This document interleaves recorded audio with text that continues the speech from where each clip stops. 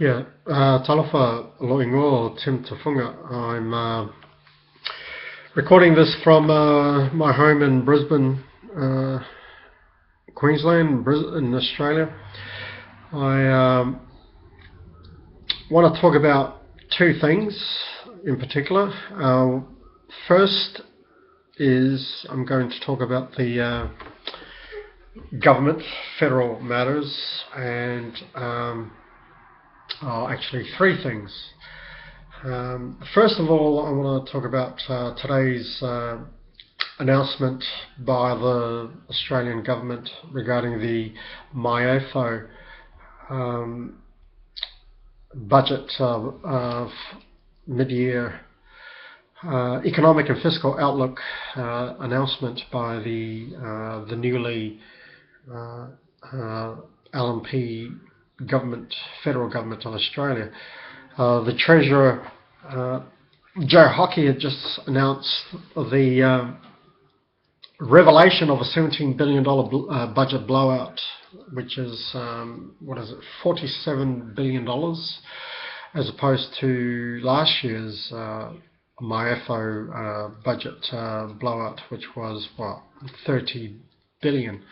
Now, how that impacts adversely upon the everyday battler within Australia, such as myself and many of the 16 or so % of unemployed Pacific Islanders here in Logan City, the impact of the high rate of unemployment for many entrenched Labour supporters and Centrelink recipients in my area would realise that the MYEFO, whilst under the current LNP government, is predictable in terms of how it will affect the current inflation rates and unemployment rates and the increase of Centrelink New Start allowance recipients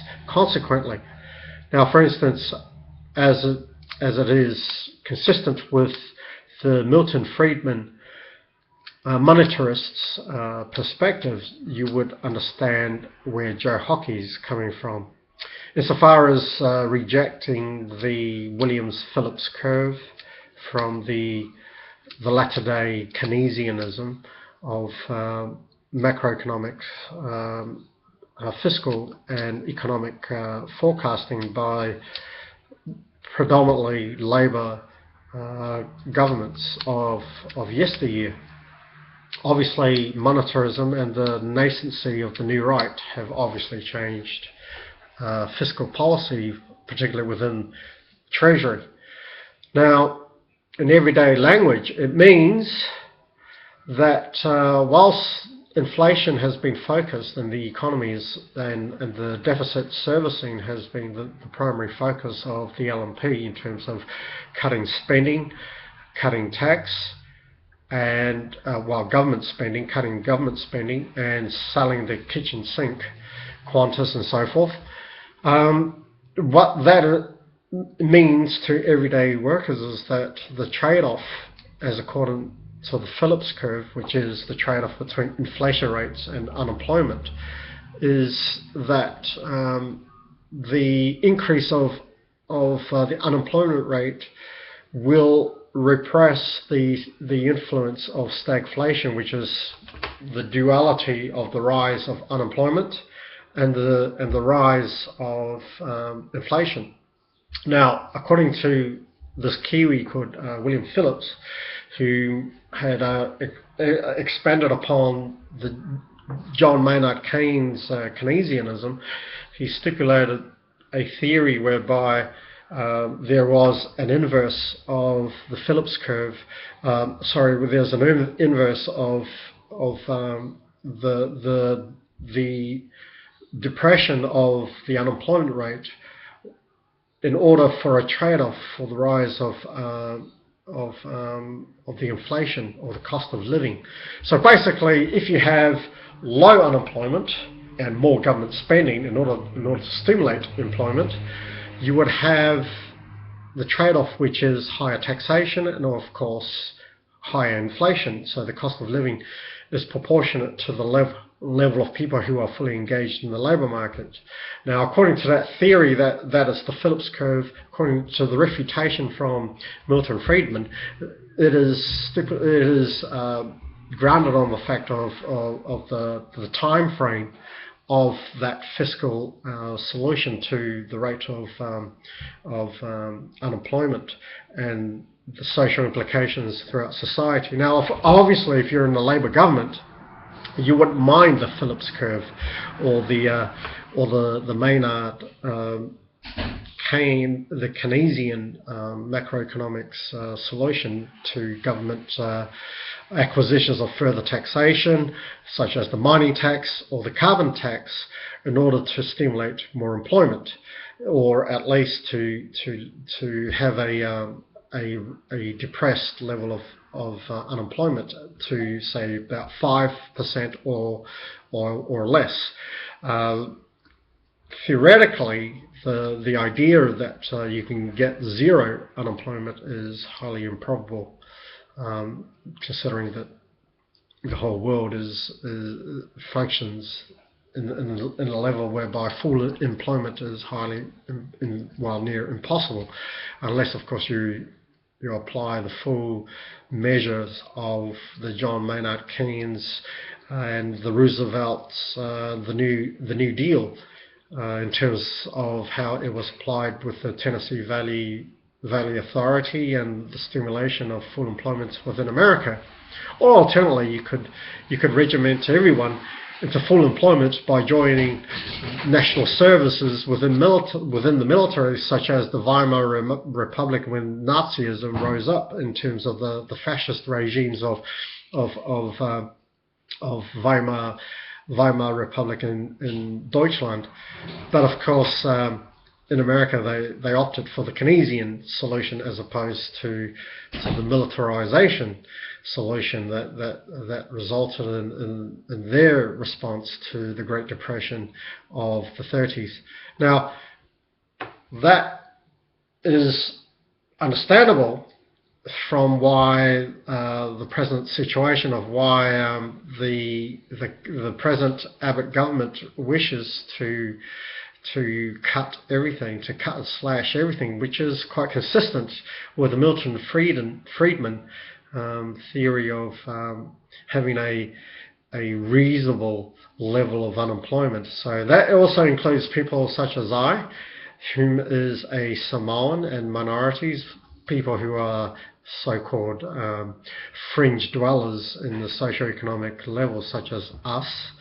We will always be marginalized, because just like in Facebook today, I was barred from Facebook because Facebook had cut my account, and I was unable to access my account for 24 hours because somebody had lodged a complaint about my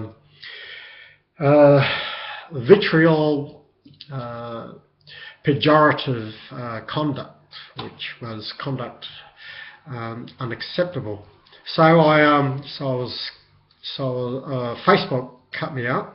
So that's the second point I want to talk about today, is that Facebook has decided that Big Brother is going to censor me for being a persona non grata on Facebook. So that's one thing. Now, the third point I want to talk about is the recent announcement of an Australian politician named Natasha Stotter-Spoyer, whom has stated, whilst she's been the newly appointed incumbent for the Ambassador for Women's and Girls Affairs, the Ambassador for Australia for Women's Issues, she has brazenly and unashamedly has claimed that 2/3 of Pacific Islander women have been raped or have been subjected, well, no, not in those terms. She said that 2/3 of South Pacific women have been subjected to some form of sexual sexual assault and domestic violence.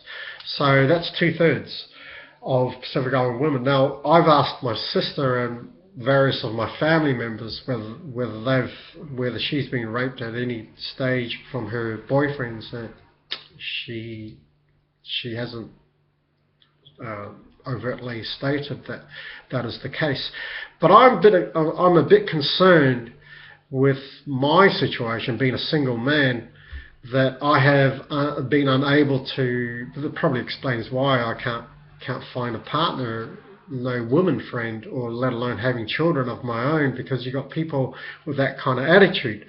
Now, if I'm trying to go on dating websites and people are saying that, oh, hold on, I've heard from political sources that 2/3 of your women are raped, that'll be a turn off. I'd say, mate, your race is too much of misogynists, and you would rape every single woman. We would not want to confide in you in terms of having my daughter or my mother, my sister, or my niece going near you with a 10-foot pole. So in that context, I think that misandry and also bigotry becomes an espousal of a racial cringe that is quite detrimental for my race, for my people, for my ethnicity. Consequently, so those are the 3 points I want to talk about today, because it is pressing. It's not good for my situation, being a socially challenged and economically challenged Pacific Islander in southeast Queensland, and I find it quite disconcertingly,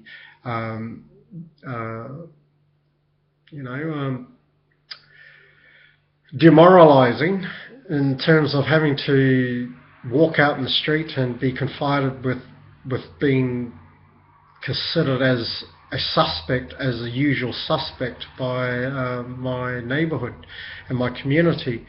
I mean, it's already hard enough to walk around the streets being a brown man, let alone having to watch our political leaders spouting their views to the world, and to that effect.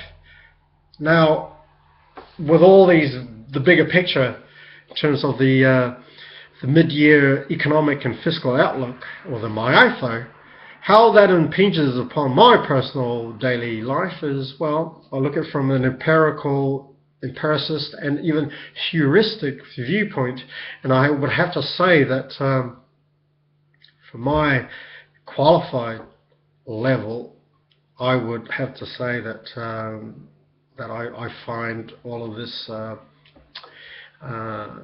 plutocratic perspective very, very annoying for the everyday unemployed Centrelink New Start allowance recipients, such as my peers, myself, and others. And we would have to go out in the streets and go through our understanding that my level of economic income is the same as some unemployed yokel who's never been to high school is earning the same as what I'm earning. And I find that quite depressing, because doing a master's degree and going through the whole process of academia, and to realise that you only earn as much as, and if not the same, or even less than somebody who's only been to, barely gone through secondary school is quite annoying. But that's life. All right, so that's my word for today. So the MYEFO, mate, you got to be a white man. Aborigines have it really tough. It's even worse for people such as I, but you get that. All right, talk to you again near Christmas. I'm going to get drunk as per usual, but it's my form of escapism, but it's fun. Yeah, manguia kako. Yeah, Fast for